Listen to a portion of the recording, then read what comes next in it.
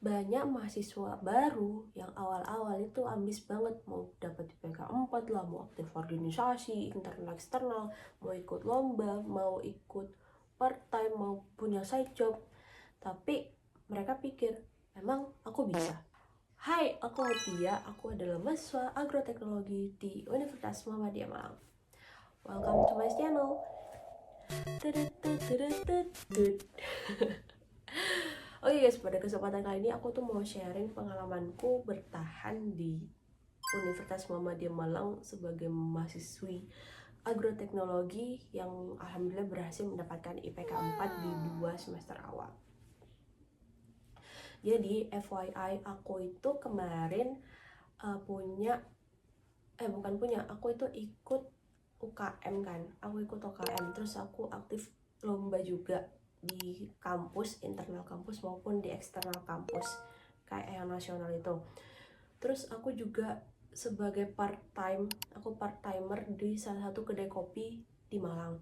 Terus aku juga kemarin ikut komunitas sesuai dengan bidangku, tapi bukan agro ya, tentang psikologi. Aku ikut komunitas psikologi dan aku juga punya side job sebagai helper teman. Nah, aku menerapkan beberapa strategi dalam pembangunan nilaiku. Emang sih awal mulai itu aku pikir emang bisa mendapatkan IPK 4. Sempurna loh masalahnya IPK 4 itu. Dan bahkan temanku sendiri ya, aku cerita ke temanku IPK 4 itu mustahil. Tapi ya emang dasar keras kepala. Emang dasar aku keras kepala, jadi ya aku usahain gimana caranya untuk mendapatkan IPK 4. Nah, aku punya beberapa tips buat kalian untuk bisa meraih IPK 4 di 2 semester awal. Dan insya Allah work di kalian. Nah, cara pertama, aku itu pastinya punya target.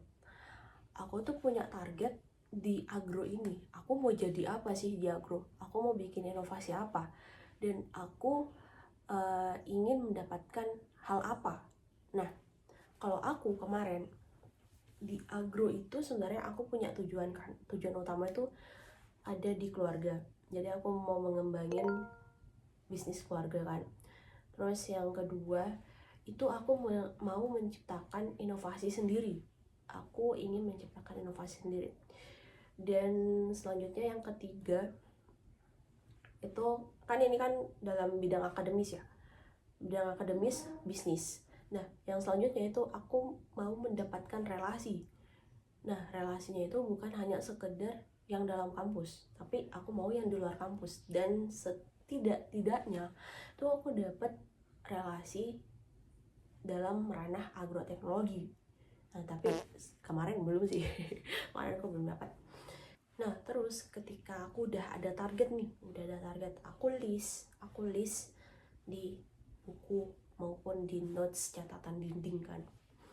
Karena ternyata menurut data science atau menurut jurnal yang telah aku baca, itu ketika kita menuliskan apa yang kita targetkan itu lebih cepat bisa kita raih dibandingkan kita hanya mengingat. Fakta. Dan untuk tips yang kedua, aku itu setelah punya target, aku susun waktu kapan aku bisa meraih itu. Aku susun waktu dan aku susun objek apa yang bisa membangunku mengarahkan ke situ. Maksudnya kayak gini. Misalnya targetku itu membuat inovasi dalam hal agroindustri. Contoh buat mesin menanam atau buat AI lah, buat AI kan. Nah, hal apa yang aku mesti bisa dapatkan dari AI ini? Bahannya, aku mesti paham pemrograman yang paling pertama. Terus aku mesti dapat informasi lain mengenai bagaimana sih cara buat AI. Nah, itu. Terus aku mesti dapat bahannya, materinya dan sebagainya kan. Nah, jadi aku benar-benar list apa-apa saja yang bisa menghantarkanku ke tujuanku itu. Nah, Selanjutnya yang paling penting adalah yang ketiga tuh kalian punya ambisi sih. Kalian punya ambisi, karena kalau kalian nggak punya ambisi, tujuan kalian tuh nggak bakal kemana. Karena yang jujur ya, bahwa aku sampai sejauh banget kayak gini sekarang itu karena ambisiku. Karena ambisiku timbul karena aku punya tujuanku itu sangat besar, dan karena sangat besar itu jadi ambisiku tuh makin kedorong buat aku terus maju meraihnya itu guys. Nah, tips yang keempat, kalian tuh perlu banyak referensi bacaan, entah dari buku ataupun jurnal-jurnal yang telah teruji penelitiannya. Karena kenapa? Dua hal ini guys membantu banget, sumpah membantu banget kalian. At least ya kalian itu membaca untuk mencari tahu bagaimana caranya tujuan awal kalian kayak buat AI itu bisa tercapai. Tapi secara tersirat ketika kalian membaca itu, ilmu yang sebelumnya itu nempel juga dan itu masuk di mata kuliah kamu. Ada satu atau dua lah SKS kamu itu ada di situ. Jadi secara tidak langsung ketika kalian kuliah tuh kalian udah paham sebenarnya lika-likunya kayak apa, materinya kayak apa gitu guys. Dan tips yang kelima, saranku ya, karena kalian maba, apalagi kalau di Malang, nongkrong tanpa adanya penambahan knowledge ataupun kayak hanya sekadar apa ya yapping gak jelas, mending kurangin atau jangan deh kalian. Sumpah, karena apa ya guys, kembali lagi ke tujuan kalian. Kalian punya tujuan awal, kalian tuh kuliah untuk apa sih?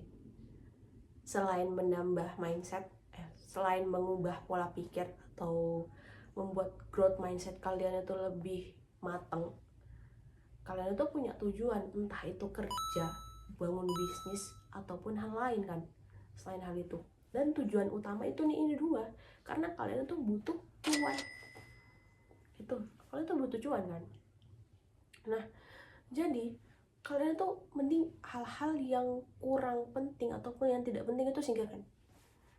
Kecuali kalau teman kelas kalian itu bisa memberikan impact ilmu yang lebih luas, mungkin ngopi itu bisa dipertimbangkan. Tapi kalau enggak, mending singkirkan, saranku ya.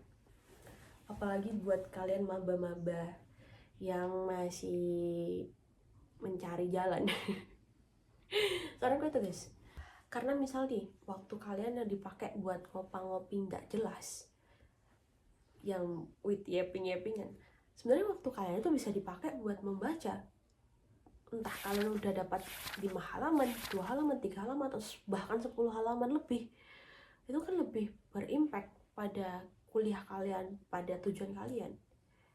Nah, tapi nanti aku nggak dapat relasi gini. Wait, nanti aku akan bahas di video selanjutnya. Oke guys, mungkin cukup sekian untuk part satunya ini. Nanti aku lanjut di part keduanya, dan mungkin untuk IPK-nya juga nanti aku perlihatkan di part kedua. Dan aku mau mengucapkan terima kasih banyak yang telah menonton videoku. Jangan lupa like, comment, and subscribe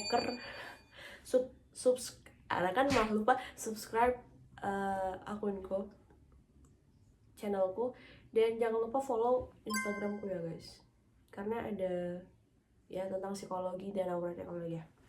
Oke, see ya di part kedua. Dadah.